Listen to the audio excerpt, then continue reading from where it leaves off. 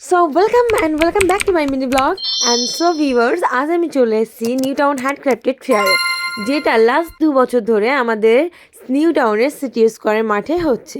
এর আগে ছিল ইকো পার্কের 1 নম্বর গেটে, সেখান থেকে শিফট করা হয়েছে।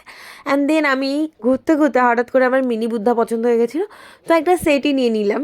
অ্যান্ড দেন ওখান থেকে আরও ঘুরে বেড়াচ্ছিলাম, আর মেলাটা এতটাই বড় হয় যে শেষ করা যায় না। অ্যান্ড দেন আনফর্চুনেটলি চলে এসেছিলাম এই দোকানটায়, আর এসে আমার কিছু জিনিস পছন্দ হয়ে যায়। অ্যান্ড তারপরে আমি যখন এর প্রাইসটা জানতে পারি তখন আই এম শকড, কারণ এগুলো 2500, 3000, 5000, 7000, 15000 অব্দি আছে। আর তারপরে আমি এই দোকানটায় চলে আসি কিছু মুখোশধারী মানুষের জন্য মুখোশ কিনতে, কিন্তু তারপর ভাবলাম পয়সা খরচা করে ওদের আবার মুখোশ কিনে দেবো, তার থেকে ভালোই থাক।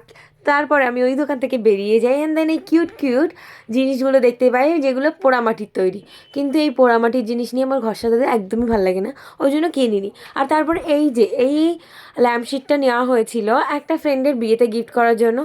আর তারপরে এই যে আমার কানের, উফ এতটা ভালো ছিল এই কানেরটা, আমার এত পছন্দ হয়েছিল, নেওয়ার পরে তো আই এম ভেরি হ্যাপি। আর নিয়েটি আমি আর খুশি রাখা জায়গা পাচ্ছি না, কবে পরবো এই অনুযায়ী।